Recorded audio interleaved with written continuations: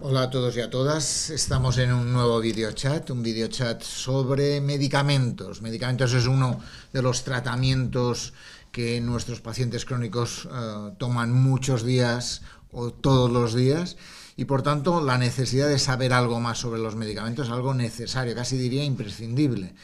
Para eso tenemos un experto, un gran experto en el tema de medicamentos, una persona que es importante seguirla, Carlos Fernández de Oropesa, en Twitter Rincón de Sísifo, tiene un blog que es un blog de culto en el ámbito de los medicamentos, por tanto es algo que vale la pena hablar con él porque nos ayudará a saber más sobre los medicamentos, a intentar centrarnos sobre qué cosas tenemos que saber y qué cosas tenemos que obviar y que por tanto con su blog, que es muy interesante, que vale la pena seguir, nos ayudará a saber más. Él es un farmacéutico de atención primaria, trabaja en el área de gestión sanitaria nordeste de Granada y por tanto... Aquí cerca. Aquí cerquita. Vamos a empezar por una pregunta sugerida por ti, pero que de alguna forma aparece muchas veces en nuestros videochats.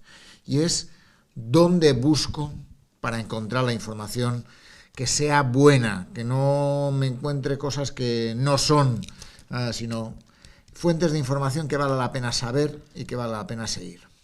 Bueno, en primer lugar, buenos días a todos y a ti muchas gracias por darme la oportunidad de ponerme en contacto con todos, ¿no? La pregunta es muy interesante porque en los últimos años, con la irrupción de Internet, hemos visto que hay más información sobre medicamentos y sobre tratamientos en la red que nunca, ¿no? La información se ha hecho muy accesible y no siempre esa información es de la calidad que nos gustaría. Hay realmente mucho ruido de fondo en relación a los tratamientos farmacoterapéuticos. Por eso yo me gustaría dejar hoy día a lo largo de la charla una serie de perlas, una serie de fuentes de información que yo considero que son bastante fiables porque tanto las instituciones españolas, porque me gustaría que nos centráramos en la información en español, en castellano, que es la más accesible, como muchos profesionales estamos intentando poner a disposición de los pacientes información, como digo, de calidad y de referencia. Si queréis os hago referencia a alguna de las fuentes. Estaría bien Luego le pasaré a Joan algunas fuentes para que tengáis los accesos directos, pero vamos, a mí me gustaría, por ejemplo, referenciar a iBotica, que es una página web que está gestionada por profesionales de Osakidetza, del Servicio de Salud del País Vasco. Hay profesionales como por ejemplo Rosa, que tiene el blog de Rosa, que es un blog muy orientado a los trabajos enfermeros. Hay farmacéuticos comunitarios como por ejemplo el blog de Pills, que es también una buena fuente. No solamente hay blogs, hay videoblogs, hay cuentas en Instagram muy interesantes. Está como por ejemplo la de ¿Qué me das para?, que es otra fuente. En fin, hay muchas fuentes que están, como digo, referenciadas por profesionales, por instituciones, y dentro de esta última me gustaría hacer referencia a que la Agencia Española de Medicamentos y Productos Sanitarios tiene disponibles las fichas técnicas de los medicamentos y los prospectos en la página web y también en una app que cualquiera puede consultar en su teléfono o en su dispositivo móvil. Cuéntanos un poco, por ejemplo, en iBotica, ¿qué puede encontrar un paciente en iBotica? Que es una fuente muy interesante de información de medicamentos para la ciudadanía, realmente. Está realmente dirigido específicamente no a profesionales de la salud, sino a pacientes y sus cuidadores. Y en esa web podemos encontrar dos tipos de productos. Uno son fichas, que son infografías muy breves, sobre temas concretos, y también tienen vídeos abordando temas relacionados con los medicamentos. Es una fuente, como digo, está muy actualizada y está hecha por profesionales del Servicio Vasco de Salud, como he comentado anteriormente, y es una de las fuentes de referencia en castellano, no solamente a nivel español, sino a nivel mundial. Muy bien, por tanto, vale la pena seguir. Luego has comentado algunos blogs de profesionales. El blog de Rosa es una profesional que hace videoblogs, básicamente. Hace videoblogs, sí, ya Internet cada vez es más vídeo y menos texto, ¿no? Eso es una cosa. Y los blogs siguen teniendo su lugar. Hay una blogosfera sanitaria en español muy interesante, no solamente aquí en España, sino también al otro lado del Atlántico. Pero cada vez la gente va buscando el videoblog porque los mensajes son más amenos y son más fáciles de seguir. Y uno de ellos, como has comentado, es el blog de Rosa, que lleva ya muchos años, o el ¿Qué me das para? Rosa es enfermera y ¿Qué me das para? Son farmacéuticos comunitarios, y en ambos podemos encontrar esa información redundante que muchas veces recibimos en la consulta. Por ejemplo, cómo se aplica un colirio, cómo se pone un supositorio, cómo se administra un medicamento inhalatorio, que son esa información redundante que nos da la enfermería, que nos da el médico de familia, que nos da el especialista hospitalario, y que muchas veces cuando estamos en la casa pues no recordamos exactamente cuál era la técnica, y sin embargo a través de estas fuentes pues tenemos una información fiable, una información fidedigna, proporcionada o avalada por profesionales de la salud, que está accesible las 24 horas del día, los 7 días de la semana.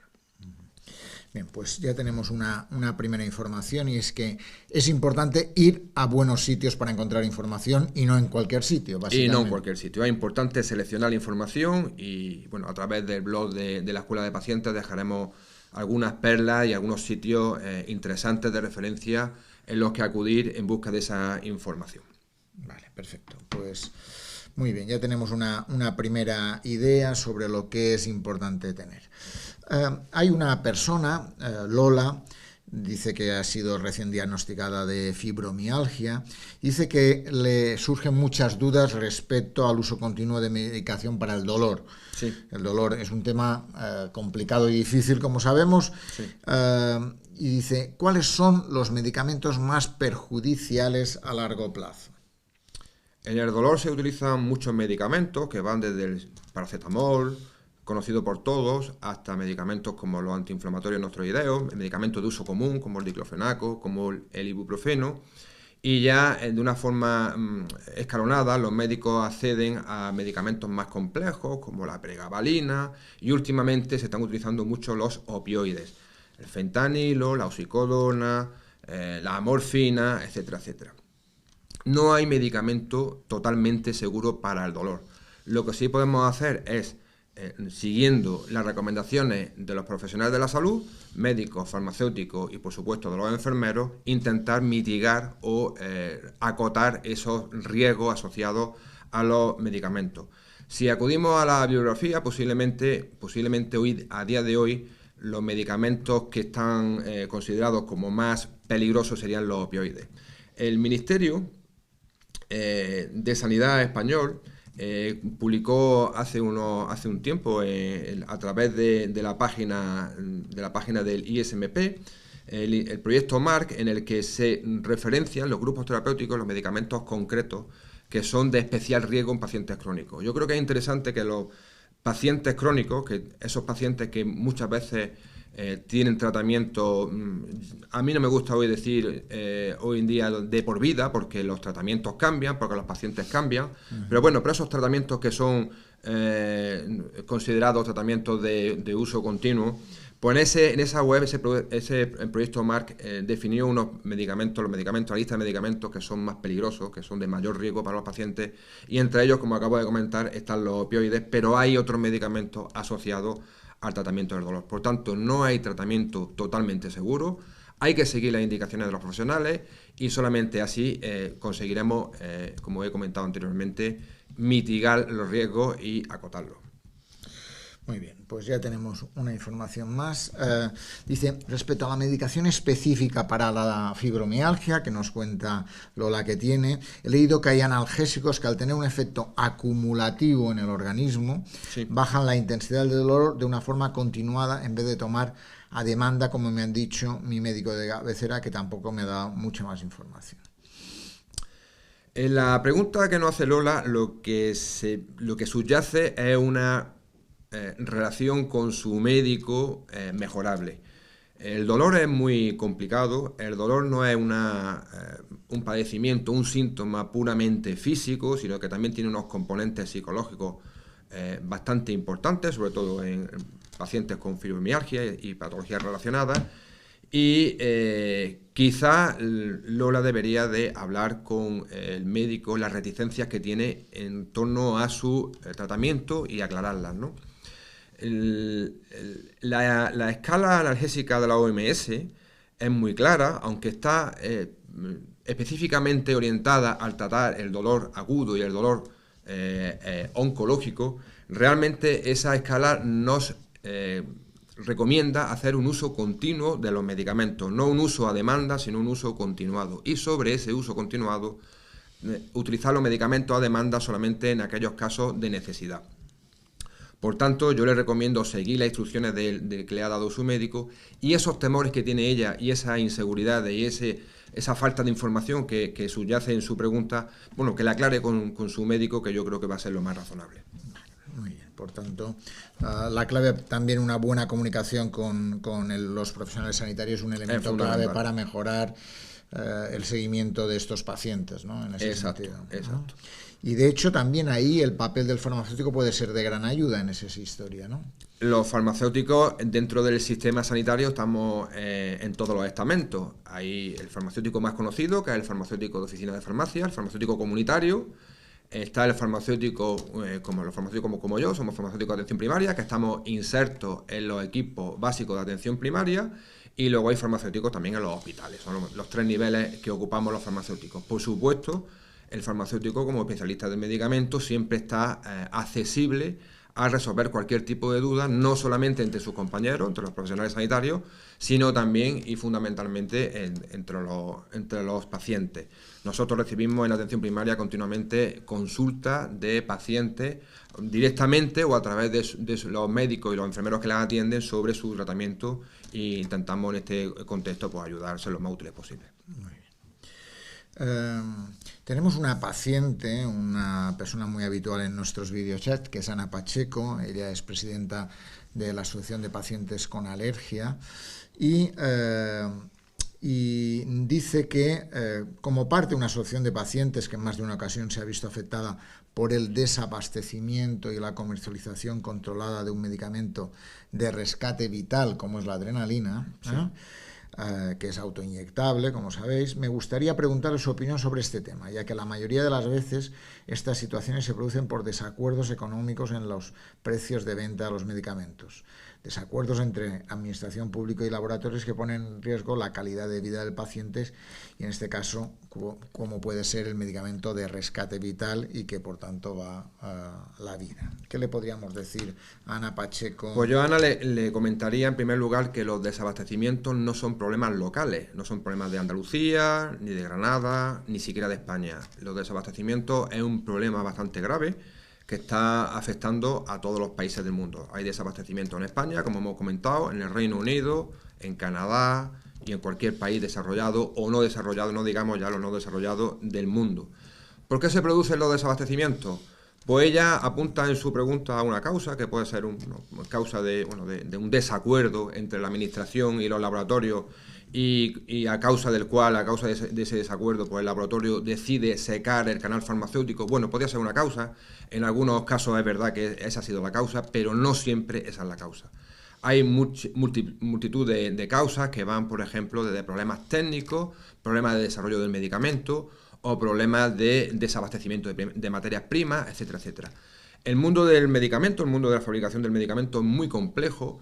Vivimos en un mundo globalizado, eso afecta también a la producción de medicamentos, de tal manera que cualquier problema que afecte, por ejemplo, a plantas de fabricación de medicamentos que estén en Asia, en India, en cualquier sitio de eso, pues puede afectarnos directamente. Por tanto, la causa que ella apunta es cierta, en algunos casos se ha dado, pero no todo es achacable a la pérfida industria farmacéutica, sino que hay veces que es verdad que hay problemas técnicos graves, problemas que son insosulayables, por ejemplo, una fábrica que se quema, una inspección que no es pasada, que no pasa los controles habituales y que eso detiene la producción, problemas en las fronteras, en las aduanas, es decir, hay una cantidad de problemas que pueden afectar a la producción y, como digo, el mundo globalizado hace que esos problemas no afecten a todos por igual, independientemente del país en el que vivamos. Pues ya tenemos más información. Tenemos alguna pregunta que nos ha llegado directamente de algún paciente que nos ha enviado por correo electrónico. Pregunta por qué hay que cumplir los tratamientos. Se plantea, ¿no? Dice, ¿qué pasa si no sigo las indicaciones que me plantean los profesionales sanitarios, ¿no? Y plantean esa situación, ligado a un poco a lo que tú antes comentabas, dice, porque a veces el prospecto, a veces un médico dice una cosa y otro dice otra, porque el prospecto dice una cosa y el médico dice otra, ¿qué podemos hacer ante esa información? Y si tenemos que seguir los consejos siempre en ese sentido. Vamos a ver, cualquier medicamento lleva detrás una gran investigación, ¿no? Desde que un medicamento o de una sustancia química o biológica apunta manera hasta que sale al mercado, hay un desarrollo de investigación bastante importante. En ese desarrollo de investigación hay aspectos muy importantes, como por ejemplo la dosis o la pauta de administración, que son los que se van perfilando en esos estudios que acabo de comentar. Por lo tanto, esa información sobre dosis, sobre pautas, sobre cómo se administra el medicamento, etcétera, etcétera, esa información que luego trasladamos los profesionales a los pacientes es una información que está muy contrastada y por eso debemos de seguir siempre como norma la información que nos dan los profesionales de la salud, los médicos, enfermeros, en todos los niveles asistenciales. Eso como norma. ¿Qué puede ocurrir? Pues puede ocurrir, por ejemplo, si no me tomo la dosis como me la dice el médico, pues puede ocurrir porque no lleguemos a una concentración terapéutica y el medicamento se muestre ineficaz cuando realmente lo que está pasando es que no lo estamos tomando como nos lo dijeron. O puede pasar todo lo contrario, que es bastante frecuente, ¿no? Que nos intoxiquemos con el medicamento porque estamos tomando dosis superiores a la que nos recomendaron. En cuanto a la segunda parte de tu pregunta, de por qué muchas veces no coincide la información del prospecto con la que nos da el médico, hay que recordarle a los pacientes que la información de los prospectos es una información general. Luego esa información general hay que adaptarla a las características de cada uno de los pacientes. Tenemos pacientes que son pediátricos, tenemos pacientes ancianos, tenemos mujeres embarazadas, tenemos pacientes crónicos, pacientes agudos. Hay muchos tipos de pacientes, los prospectos contienen, como digo, una información general y luego el médico o el farmacéutico, pues tenemos que adaptar esa información a las necesidades del paciente concreto. Por eso es muchas veces causa de discrepancia, que si no se explican bien, pues al paciente le rechinan, no le suenan bien y muchas veces son causas de falta de adherencia a los tratamientos que están en la base de muchos de los problemas que están que sufren los pacientes, sobre todo los pacientes crónicos que lo utilizan. Muy bien. De todas formas, de alguna forma, también hay una queja en general de los prospectos. ¿Hasta qué punto los prospectos dan la información adecuada? No sé si ahí podría ser un elemento de mejora, ¿no? En ese sentido, aunque han mejorado en los últimos años. Efectivamente. ¿No? Los prospectos y las fichas técnicas contienen la información del medicamento que está avalada por el Ministerio de Sanidad. Y es una cosa muy importante. Lo que se contiene allí no es opinión, es información científica que está, como digo, proporcionada por el laboratorio que lo vende y avalada por el Ministerio de Sanidad. El prospecto en concreto es un resumen de la información contenida en la ficha técnica que va más dirigida a los profesionales sanitarios. Es verdad que muchas veces se utiliza un lenguaje que no está adaptado a los ciudadanos. Es verdad que muchas veces la información está contenida de una forma un poco pues árida y difícil de comprender, pero la información es totalmente fiable y aunque hay veces que en pacientes sobre todo que sufren enfermedades crónicas, sobre todo si son graves, que la información es insuficiente y el paciente pues se queda con ganas de saber más sobre su medicamento. En ese caso, la recomendación es que solucionen todas sus dudas en la consulta del médico, en su farmacia o bien en las fuentes de referencia algunas de las cuales hemos mencionado anteriormente. Muy bien. Perfecto. Pues ya saben que lo importante es tener la información clara. Si no, pregunten y si no, busquen en sitios buenos, fiables, ¿no? Hay una persona que dice que tiene hipertensión arterial y dice, no siento mejoría con la medicación, ¿no? Dice, ¿qué hago? ¿Lo tomo o no lo tomo?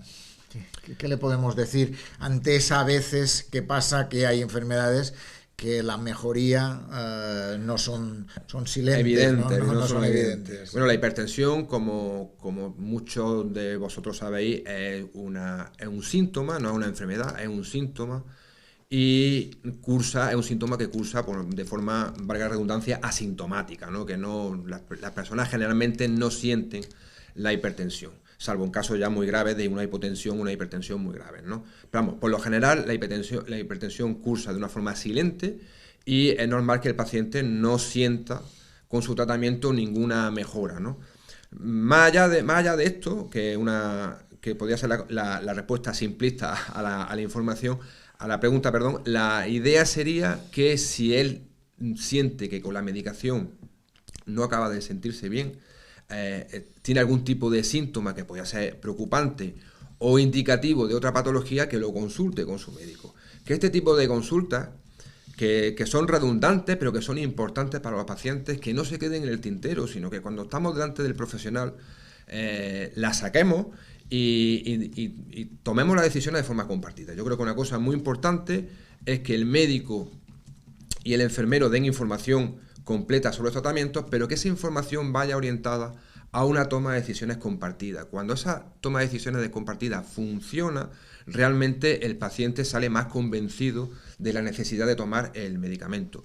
Yo sí le recomendaría a este paciente en concreto que siga tomando la medicación, pero también le recomendaría que no deje sus dudas en el tintero y que, bueno, que las vaya apuntando a todos los pacientes, que esas dudas del día a día las vaya apuntando, y cuando tengan la ocasión de visitar a su médico, a su profesional de referencia, pues que vayan resolviéndolas.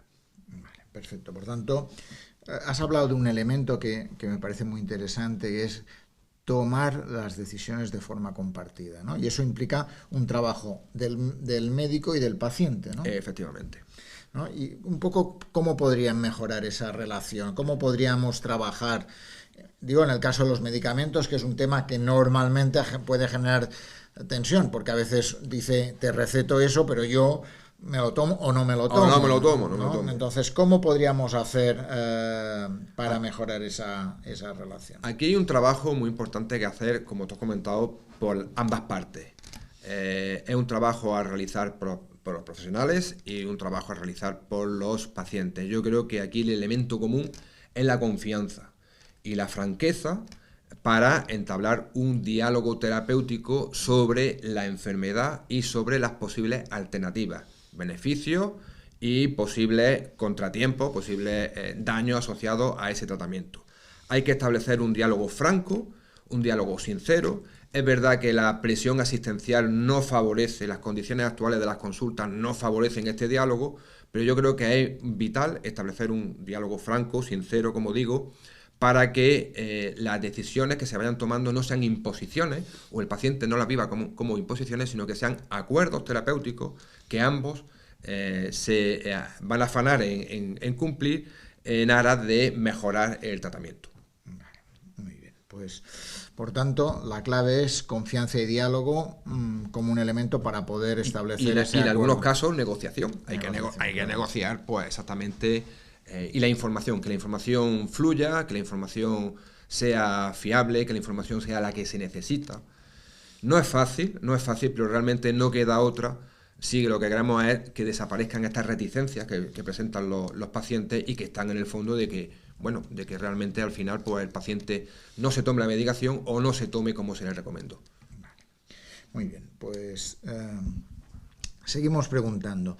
Dice una persona alrededor de los efectos adversos, ¿no? Dice, estoy preocupado por los efectos adversos del tratamiento de mi enfermedad crónica, que es una insuficiencia cardíaca. Dice que tiene una insuficiencia cardíaca y que le preocupan los efectos adversos. Dice, ¿qué hago en este caso?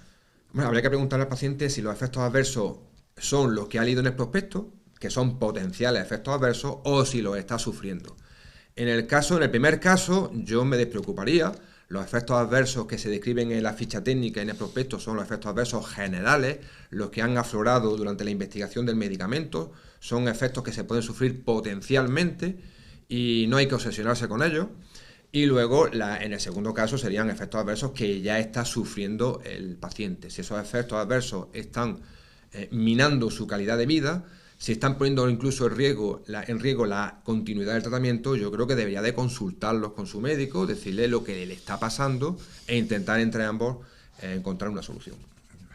De todas formas, la medicación en el caso de una insuficiencia cardíaca, de un proceso por tanto crónico, donde el corazón tiene más dificultad para hacer su trabajo, a veces genera que la medicación puede, hasta que no se coja el punto, diríamos, ¿no?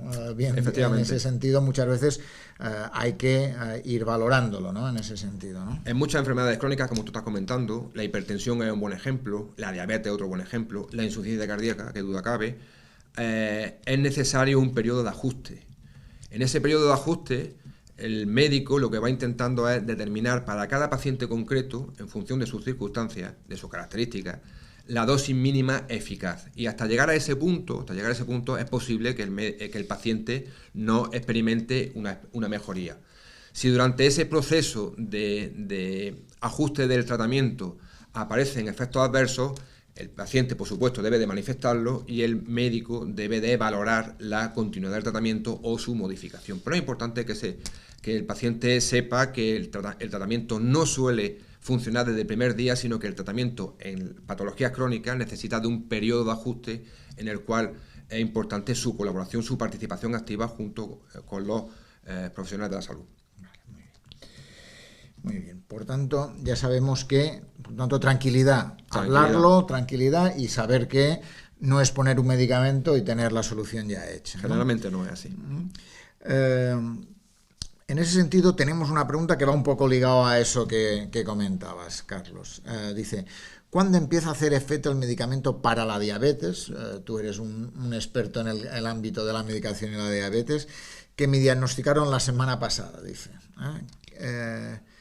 ¿Qué notaré de mejoría? ¿Cómo sabré que esto funciona? ¿Qué le podemos decir? La diabetes es uno de mis temas mascotas, de esos temas que me han acompañado profesionalmente desde hace años y que a mí particularmente me gusta. La diabetes es otra patología que de diagnóstico reciente suele cursar asintomática. El paciente tiene un control metabólico generalmente subóptimo en cuanto a... Y si eso se manifiesta con una hiperglucemia y con unos valores determinados de hemoglobina glicosilada, etcétera, etcétera, como sabe mucha gente, ¿no? Pero bueno, no se manifiesta de forma asintomática.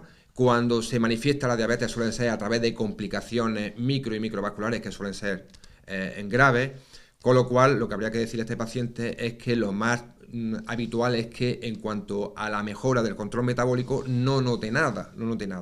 Lo que sí podría notar en relación a determinados tratamientos son, aparte de los efectos adversos que están descritos en potenciales, que están descritos en la ficha técnica y en el prospecto, sí que podría notar, por ejemplo, hipoglucemias, que están muy ligadas a los medicamentos anti-hiperglucemiantes que están utilizados en la diabetes, como por ejemplo la insulina o como algunos como la sulfonilurea o la incretina, ¿no? En ese caso sí podría sentir algo, pero sentirlo en relación a un efecto adverso, no en el sentido de su mejoría potencial de la diabetes. Dicho esto, sí que me gustaría que pasara la oportunidad de decir que tanto la diabetes como la insuficiencia cardíaca, como la hipertensión o como multitud de enfermedades crónicas tienen un tratamiento no farmacológico que es la base.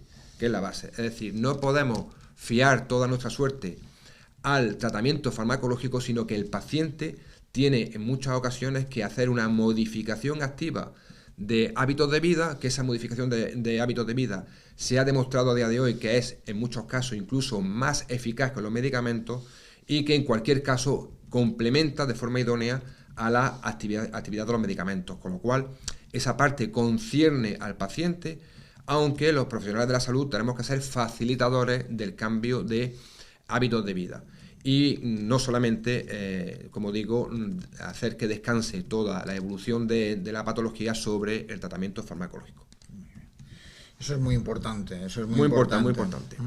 Muy importante porque a veces pensamos que una pastilla nos va a solucionar todo y cuando la solución la tenemos nosotros mismos, sí, haciendo ejercicio físico, que es un elemento fundamental, tomando una alimentación adecuada, por tanto, cuidado con las grasas, tomer más frutas y verduras, ¿no? Elementos que nos ayudan a cuidarnos. Hoy día se definen tres tres bases de lo que es la salud de las personas. Yo lo defino muchas veces cuando trabajo con los médicos, con los pacientes, como un taburete de tres patas. Una pata sería como la que tú has dicho, la dieta, una dieta saludable. La segunda pues sería el ejercicio físico, y la tercera pata es el descanso, que muchas veces es el gran olvidado en el abordaje de los problemas de salud, ¿no? Esas tres patas son tan importantes que en esta imagen del taburete, si quitamos una de ellas, nos caemos, ¿no? Yo añadiría una cuarta pata, que es el huir de tóxicos, del consumo de tóxicos. Y consumo de tóxicos entendido no solamente por las drogas habituales, que todos estamos pensando, que si la marihuana, que si los opioides, que si la cocaína, sino también del alcohol y del tabaco, que son dos de los principales factores de riesgo que tenemos los españoles, concretamente, con respecto a nuestra salud. Y de ellos, posiblemente el peor, el tabaco, con diferencia. Son cosas que las personas, los pacientes y no pacientes, ya podemos ir haciendo por nuestra salud, porque nuestra salud fundamentalmente está en nuestras manos. Muy bien, pues bueno, es recordar 4 aspectos fundamentales: huir de tóxicos, alimentación, ejercicio, medicación, ¿no? Y descanso. ¿no? Que serían los aspectos a tener en cuenta. Muy bien.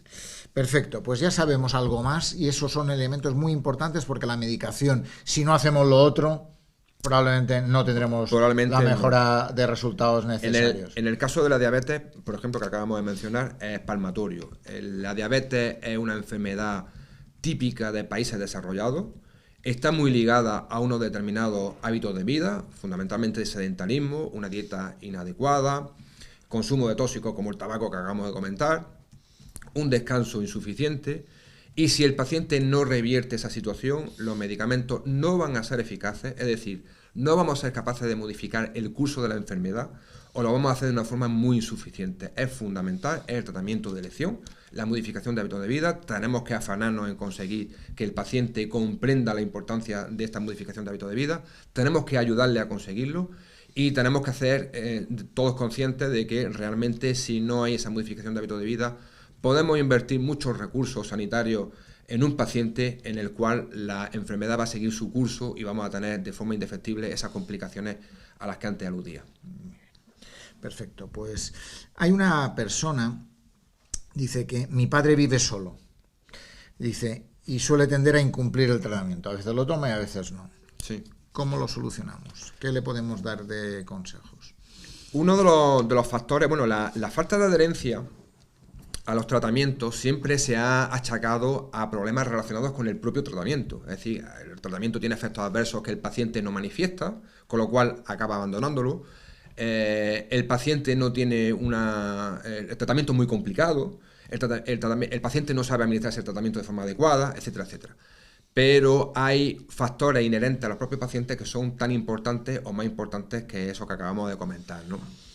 Uno de ellos es la red social, es la red de soporte del paciente. Hay pacientes cada vez más frecuentes que los pacientes ancianos en particular y no ancianos en general, pues vivan solos. Cada vez hay más personas que viven solas, esas personas no tienen una red de soporte, no hay nadie que les recuerde que tienen que tomarse la medicación, que le insista en la modificación de hábitos de vida, que le insista en cómo tienen que tomarse la medicación, y ese medicamento, ese tratamiento va quedando en el olvido.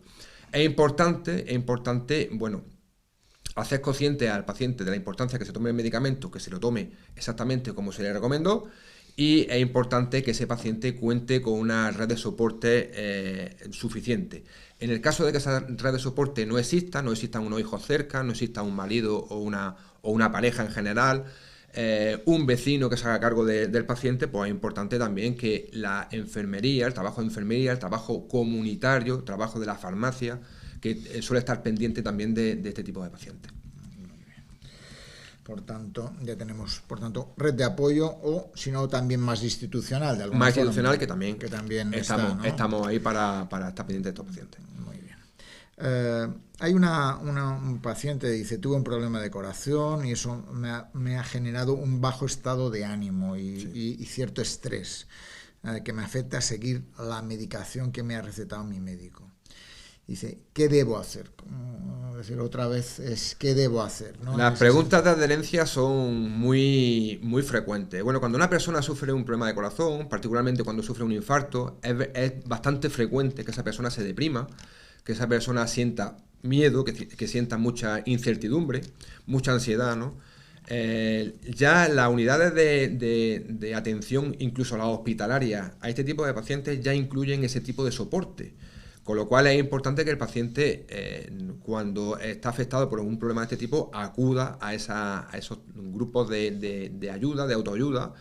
También está la escuela de pacientes y también existen en muchos centros de salud grupos de apoyo a los pacientes y en última instancia pues están los profesionales para intentar ayudar a pacientes que, como digo, pasan un bache importante, han pasado por un proceso agudo grave y que les deja este tipo de secuelas. No todo es físico, sino que la parte emocional, la parte psicológica siempre está presente en los tratamientos y los tratamientos funcionan mejor en pacientes que funcionan bien. Eso es evidente. Muy bien, perfecto. Pues hay alguna información, por tanto ya tenemos toda una lista de respuestas ya hechas. ¿Hay alguna pregunta que nos dice qué es un placebo?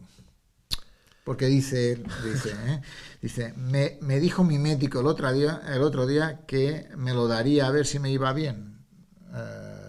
Un placebo es una sustancia que tiene toda la apariencia física de un medicamento, pero que no tiene una sustancia activa. Eso es un placebo, una sustancia que tiene apariencia de un comprimido, de una cápsula, y sin embargo en su interior pues hay una sustancia que puede ser sacarosa, que puede ser glucosa, que puede ser almidón, pero no tiene un medicamento, un fármaco, un principio activo que es, digamos, el que hace la acción biológica y que modifica el curso de las enfermedades. Los placebos se utilizan porque la fe mueve montañas. Entonces hay muchos pacientes que confían ciegamente en el medicamento. Eso realmente es una rémora, porque hemos comentado anteriormente que el paciente crónico es muy importante la parte que le toca al paciente que tiene que hacer él, ¿no? Por tanto, ¿hay que confiar en el tratamiento farmacológico? Por supuesto que sí, pero es más importante lo otro, la parte que me toca a mí de modificar, de adaptar mi vida, mis circunstancias y, por supuesto, de forma activa, participar en el tratamiento de la enfermedad. Y eso en un paciente crónico es fundamental. Eso en un paciente crónico es fundamental. Hay veces en pacientes, por ejemplo, de la esfera de la salud mental, en los cuales se utilizan placebos, pero cuando se utiliza un placebo, habitualmente el paciente no lo sabe. O sea, me extraña un poco la pregunta de que el médico haya advertido que le va a dar un placebo. No lo sabe, sino que se le hace creer al paciente que está tomando un medicamento cuando realmente no lo está tomando. No tiene el efecto farmacológico porque no tiene medicamento, no tiene principio activo en el interior. ¿Por qué se hace esto? Pues se hace intentando aprovechar esa confianza, esa fe ciega que muchas veces los pacientes manifiestan sobre sus medicamentos cuando el médico considera que ese medicamento no es estrictamente necesario. Muy bien. Una persona dice, he tomado un medicamento caducado. ¿Puede ser tóxico? Puede ser tóxico, pero habitualmente no lo es. El medicamento, la caducidad de los medicamentos está relacionado con un concepto que los farmacéuticos manejamos, que es el T90. Es decir, cuando un medicamento se produce, como cualquier bien de consumo, va sufriendo un proceso de degradación. El medicamento que va incluido en su interior se va degradando y entonces la fecha de caducidad coincide con el momento en el cual esa actividad del medicamento es del 90% del 100% teórico. ¿Por qué? Pues se establece fundamentalmente por un problema de fraude, es decir, no podemos vender medicamentos que no hagan efecto. Entonces hay que establecer un corte, hay que establecer una fecha de seguridad y la fecha mundialmente reconocida es ese T90, ese 90% de actividad que suele coincidir aproximadamente con los 5 años en muchos medicamentos. No obstante, es importante tener en cuenta la fecha de caducidad de los medicamentos, no es un tema baladí, no es un tema menor, pero generalmente cuando se consume un medicamento caducado, las consecuencias no suelen ser de índole tóxico, sino que lo que suele pasar es todo lo contrario, es que el medicamento no es eficaz. Vale, muy bien. Ligado a eso, una pregunta más general que nos ha parecido. ¿Qué es la interacción de un medicamento? ¿Qué es que un medicamento interacciona con algo y le perjudica o cuál es la historia? Que interacciona un medicamento, hay distintos tipos de interacciones. una puede ser puramente físico-química, otras son de índole farmacocinético, pero en fin, para no liar a los pacientes con este tipo de cuestiones que son más técnicas, digamos que un medicamento interacciona con otro cuando su actividad interfiere o cuando su administración interfiere con otro medicamento. Hay veces que esto ocurre, hay interacciones que están definidas, hay interacciones incluso que son positivas. Por ejemplo, hay muchos medicamentos que se administran de forma concomitante, de forma conjunta, precisamente aprovechando esa sinergia. No todas las interacciones, por tanto, insisto, son negativas. La mayoría están previstas, pero no obstante hay interacciones que son negativas y que pueden incluso provocar que uno de los medicamentos no sea eficaz o incluso obtener un efecto adverso. Vale, perfecto. Hay una pregunta un poco más específica, digo, porque dice, ¿qué alimentos o bebidas debo evitar cuando tomo medicamento? ¿Cuándo, perdón? ¿Cuándo? ¿Qué alimentos o bebidas debo evitar cuando tomo medicamentos? Seguramente eso va ligado a cada medicamento, ¿no? Va ligado a cada medicamento. Hay medicamentos que interaccionan mucho con los alimentos en general. Y por eso recomendamos que se tomen en ayunas. ¿Qué entendemos por ayunas? Entendemos por ayunas 1 hora antes de comer, como mínimo media hora antes de comer, o un par de horas después de la comida. Y hay medicamentos que pasa todo lo contrario, que por sus características físico-químicas recomendamos que se administren junto con las comidas, o por sus características físico-químicas, o porque determinados efectos adversos, como es el caso, por ejemplo, de los antiinflamatorios no esteroideos, que son medicamentos que producen molestias gástricas, pues al estar el estómago lleno, esas molestias gástricas se minimizan. Por tanto, no hay una recomendación general con respecto a las comidas. Sí es importante en este orden de cosas tener en cuenta las recomendaciones que se le dan al paciente y las incluidas en el prospecto y seguirlas. Por ejemplo, tomar una aspirina en ayunas puede ser perjudicial, tomar un omeprazol con comida puede ser también perjudicial, en el primer caso por los efectos adversos y en el segundo caso por un tema de eficacia. ¿Y el alcohol? ¿El alcohol y los medicamentos? Cada vez hay un cuerpo de evidencia más importante de los efectos adversos del alcohol. El alcohol, en España, somos una sociedad excesivamente tolerante con el consumo de alcohol. Y ya se está viendo cada vez más, de una forma más clara, que el nivel de seguridad o el consumo de seguridad del alcohol es ninguno. Teniendo esto en cuenta y partiendo de la base de que vivimos una sociedad como la española muy orientada a la calle, muy orientada a la socialización y que el consumo de alcohol es prácticamente inevitable, sí que habría que hacer una llamada a un consumo responsable del alcohol. Y tener muy en cuenta que hay medicamentos que interaccionan de una forma bastante importante con el alcohol. Todos aquellos medicamentos que sean depresores del sistema nervioso central van a verse potenciados, va a haber una potenciación continua y recíproca entre alcohol y medicamento. Y hay que tenerlo en cuenta, por ejemplo, a la hora de manejar maquinaria peligrosa, a la hora de conducir, etcétera, etcétera. Nos estamos refiriendo, por ejemplo, a los psicofármacos, medicamentos para dormir y una serie de medicamentos que, como digo, pues pueden interaccionar con el alcohol de una forma muy potente. En este orden de cosas, leerse atentamente el prospecto y seguir las recomendaciones son cosas fundamentales. Muy bien. Perfecto. Hay una pregunta, dice que ¿qué debo hacer cuando tengo olvidos en la toma de medicación? Hay gente que dice, me tengo que tomar 3 al día o 2 al día y un día no me la tomo.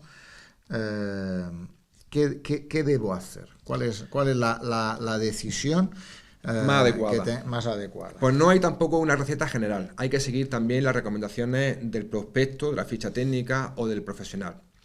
Generalmente lo que debemos hacer son 2 cosas. Primero, no angustiarnos. Generalmente no pasa nada. Mientras más frecuente es la toma de un medicamento, menos importancia tiene el olvido de una dosis concreta. Es decir, tiene mucha más trascendencia olvidar una dosis semanal o mensual que una dosis de entre las 3 o 4 que podamos tomar de algunos medicamentos al cabo del día. Por tanto, no angustiarnos y generalmente lo que se recomienda es seguir la pauta de forma normal. Esa es la recomendación general para la mayoría de los medicamentos, aunque, insisto, hay excepciones y habría que consultarlo. No todos los medicamentos son iguales, no es lo mismo un medicamento para la diabetes, por ejemplo, el ejemplo que hemos puesto antes, o para la hipertensión, que un medicamento, por ejemplo, para la anticoncepción, ¿no? Que podría tener unas consecuencias más graves, ¿no? En cada caso hay que consultar. Vale, perfecto. A ver, alguna pregunta que va ligado a... dice, buenos días, en mi familia hay varias patologías crónicas. Esto nos lo cuenta Carmen. Dice, a lo largo de estos años he observado la diferente adherencia al tratamiento según cada paciente. A veces por la no aceptación de la gravedad de la situación y otros por falta de información por parte del médico, ¿no? De hecho, hemos aprendido más de otros pacientes y de la asociación ya que se comparte la experiencia de una problemática de vida, ¿no? Dice, creo sinceramente que desde la atención primaria y también desde las especialidades se debería trabajar más la educación del paciente y en colaboración con las asociaciones para canalizar la necesidad de esos pacientes. ¿Cuál es su posición al respecto? Pues estoy totalmente de acuerdo con Carmen. Hace falta más trabajo conjunto porque siempre hemos empezado citando las fuentes de información fiables de los medicamentos y se nos ha olvidado una muy importante, que son las sociedades o las asociaciones de pacientes. Cada vez hay más asociaciones de pacientes. Las asociaciones de pacientes están presentes en la red. Son generalmente muy accesibles, no solamente en la Escuela de Pacientes aquí en Granada, sino que hay asociaciones de enfermos o de familiares de enfermos de muchas patologías, y en ellas los enfermos comparten sus vivencias, comparten sus experiencias y son una fuente muy importante de trabajo, ¿no? Y de información. En cuanto al trabajo conjunto, es fundamental. Los médicos de familia son médicos de familia y de la comunidad, y los enfermeros pasa exactamente lo mismo. Realmente nos gustaría a todos trabajar mucho más de cara a la calle y menos de cara a la consulta. Lo que pasa que hoy día los medios pues son limitados y realmente no se nos escapa que faltan muchas figuras en los centros de salud. Faltan, por ejemplo, dietistas, nutricionistas, falta enfermería dedicada única y exclusivamente a la formación de pacientes, faltan recursos, falta tiempo. Y dentro de los que tenemos, de los recursos que tenemos, la idea es intentar volcar la asistencia de cara afuera del centro de salud. Somos centros de salud, no se nos olvide, y intentar que la parte de trabajo con la comunidad, con las familias y con las asociaciones de pacientes sea el epicentro de nuestra actividad y no la meramente asistencial. Muy bien. Hay dos preguntas últimas para terminar. Uno sobre seguridad de medicamentos y otro sobre conservación de medicamentos. No sé si van algo ligados unos y otros, pero ¿qué es importante para mejorar la seguridad, un uso seguro de medicamentos? ¿Qué consejo les podríamos dar a los pacientes para que tengan un uso adecuado, un uso seguro, un mejor uso de los medicamentos, cuando los medicamentos, como sabemos, es una de las cosas que más utilizan los pacientes y por tanto necesitamos mejorar esa seguridad, ¿no? ¿No es así? Efectivamente, el uso inadecuado de los medicamentos es una de las causas más prevalentes de asistencia a los servicios de urgencia. Hay estudios aquí en España que estiman que entre un 10 y un 20% de las asistencias a urgencias están motivadas por un uso inadecuado de medicamentos, que puede ir desde errores en la pauta, de dosificación, a incluso pues falta de adherencia a los tratamientos. Por lo tanto, la seguridad de los medicamentos es un aspecto fundamental y para ello es importante que tengamos pacientes empoderados, pacientes bien informados. Esa es una parte fundamental. En cuanto a la conservación de los medicamentos, que también ha apuntado anteriormente, en los domicilios de los pacientes suele haber grandes cantidades de los medicamentos, sobre todo en los domicilios de pacientes crónicos. Y a mí me gustaría recordar algunas pautas importantes. Una de ellas sería, por ejemplo, no acumular medicamentos innecesarios. Muchas veces en nuestras casas tenemos cantidad de medicación, de tratamientos anteriores, medicamentos caducados, en fin, toda una parafernalia de medicación que lo único que puede dar lugar es a accidentes. Llega el nieto, llega el niño pequeño, llega alguien que no sabe, que toca y que se intoxica con los medicamentos. Es una causa frecuente de intoxicación el consumo de este tipo de medicamentos que almacenamos. ¿Dónde debemos almacenar estos medicamentos? Pues en lugares frescos y secos, ¿no? Frescos me refiero a que no superen los 25 grados centígrados y secos lejos de la humedad. Por tanto, el sitio habitual en el que solemos guardar los medicamentos, que es la cocina y el cuarto de baño, no son los sitios más idóneos. Y por supuesto, siempre los medicamentos fuera del alcance de los niños o de aquellas personas en general que pudieran tomarlo de forma inadecuada. Me refiero a personas con problemas cognitivos, etcétera, etcétera. En un último apunte, Joan. En cuanto al frigorífico, los medicamentos de frío vienen identificados en el cartonaje con el símbolo del copito de nieve, ese copo característico. Son medicamentos que debemos de mantener entre 2 y 8 grados. No debemos de congelar los medicamentos en el frigorífico, y hay que intentar no guardarlos donde siempre solemos guardarlos, que es en la puerta del frigorífico. En los armarios profesionales que tenemos en los centros de salud, en los distritos, los hospitales, los frigoríficos no tienen puerta. La puerta es de cristal, con lo cual no se pueden poner medicamentos en la puerta. ¿Y por qué esto? Porque realmente la puerta es la que más sufre los vaivenes de temperatura cuando estamos continuamente abriendo y cerrando el frigorífico. Con lo cual, pues digo, no congelar los medicamentos, guardarlos en sitios que no sea la puerta del medicamento, y siempre cuando abramos un tipo de medicamentos de los que suelen meterse en la nevera, tipo colirios, pomadas, etcétera, etcétera, anotar siempre la fecha de apertura. Son algunos consejos rápidos, a bola pluma, que pueden incidir en aumentar la seguridad de los pacientes. Muy bien, porque toda la seguridad es fundamental. Y toda es poca. Y toda es poca, exacto. Pues casi no sé si alguna cosa quieras añadir para eso. Añadimos que vamos a poner en el blog donde anunciábamos el videochat con Carlos, vamos a añadir algunos enlaces que nos va a enviar, que habíamos dicho, de la Agencia Española de Medicamento, de iBotica, de algunos blogs que pueden ser de utilidad, o que me das para, etcétera, etcétera, que por tanto, interesante para ello, ¿no? Un último apunte, Joan, que es importante en relación a lo que acabamos de comentar. Si tengo medicamentos en mi casa que ya no utilizo, ¿qué hago con ellos? La eliminación de residuos es muy importante. No debemos de tirarlos al váter, de tirarlos a la basura, etcétera, etcétera. Os recuerdo a todos los pacientes que en España tenemos el sistema SIGRE, el sistema de de gestión de residuos, que a través del cual podemos llevarlo a cualquier oficina de farmacia. Por tanto, los medicamentos son sustancias muy contaminantes, tanto los envases como el propio medicamento. Intentar que no acaben en la bolsa de la basura, que no acaben en el váter, que no acaben en este tipo de sitios. Por supuesto, no tirarlos en el campo ni en sitios donde nadie nos vea, en las playas y eso. Que es frecuente incluso cuando uno va por el campo, cuando va por la playa, ver los blisters, ver los papeles de aluminio de los envases. Por tanto, estos medicamentos intentar eliminarlos a través de las vías establecidas, que yo creo que el SIGRE es un ejemplo fantástico de una iniciativa que se ha llevado a cabo y que está funcionando muy bien. Y luego hay determinados pacientes que tienen residuos peligrosos, que son pacientes oncológicos, pacientes que están sometidos a tratamientos cuyos residuos son peligrosos. Recordar que el Servicio Andaluz de Salud tiene un plan de residuos, de gestión de este tipo de residuos ya establecido, y que en caso de estar siendo tratado en el domicilio con medicamentos potencialmente peligrosos, con residuos potencialmente tóxicos, pues en su centro de salud le pueden informar perfectamente de qué hacer con ese tipo de jeringas, estamos hablando de envases de medicamentos, estamos hablando de todo este tipo de fómites que se pueden eliminar, guantes, etcétera, etcétera, mascarillas, todo este tipo de elementos que son muy contaminantes y que, insisto, no deben de acabar en la bolsa de la basura.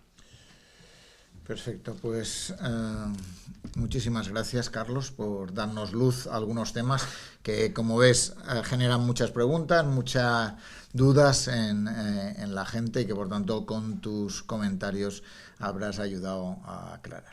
Pues muchas gracias a vosotros y nada, pues hasta la próxima. Hasta la próxima.